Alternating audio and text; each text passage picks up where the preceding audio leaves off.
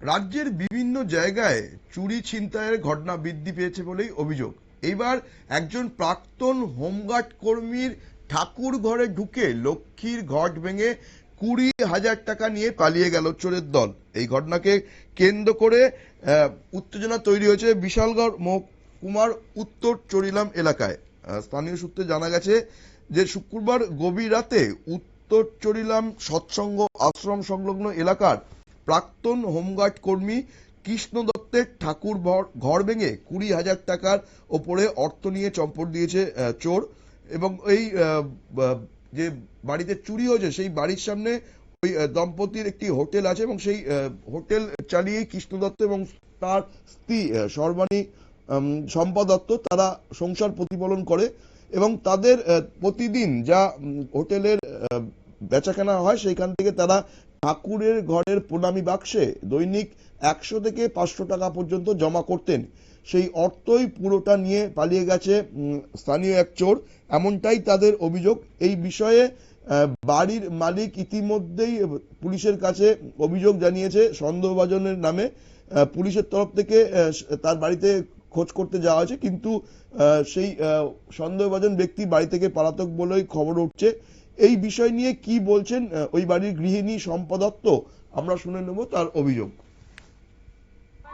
কালকে চুরি হয়েছে ঠাকুর ঘরে, লক্ষ্মীর ঘর বাইঙ্গা টাকা নিয়ে গেছে চুরের দলে। আমি বহুত কষ্ট কইরা ব্যবসা কইরা আমি টাকা না তুই মা কালীর পূজা করি। আমি ওখানে ঘরে আইসি আয়া দেখি তাই অসুস্থ। আমি দরজা খোলা দেখি আমার সন্দেহ হয়েছে, দেখি ঠাকুর ঘরের দরজা খোলা, খুলে দেখি যেখানে লক্ষ্মীর ঘর আসলে এখানে নাই। গতকাল রাত্রেবেলা এখান থেকে সইরা রয়েছে দাও, যে ঠাকুর ঘরের দাও আছে দাও দিয়া আগা দিয়া পুরা ভাঙছে, ভাঙ্গিয়া টাকা লইয়া গেছে। এরপরে আমি অনেক রাত্রিবেলা আমি ঘুমাই রয়েছি, তাই কিন্তু শরীর পারে না, পাও ভাঙা, কেন উঠতে পারে না। এই পারাবতী সে সবাই জানে, একজন না এক চোরের দলেই আছে, তারে আমার সন্দেহ হয়। কারণ যে আবার আমার দোকানে 2বার ঢুকছে, আরেকবারও আমার লক্ষ্মীর ঘর ভাঙছে, ভাঙ্গা নিতে পারছে না। এরপরে আপনার নাম কি? জাগির মিয়ার ছেলে। আমরা শুনে এলাম ওই বাড়ির গৃহিণীর অভিযোগ। তিনি সরাসরি স্থানীয় এক ব্যক্তির নামে অভিযোগ করলেন এবং সেই ব্যক্তি এর আগেও তার দোকানে চুরির চেষ্টা করেছে, তার ঠাকুর ঘরে ঢুকে লক্ষ্মীর ঘট ভাঙার চেষ্টা করেছে বলে তিনি অভিযোগ করেন।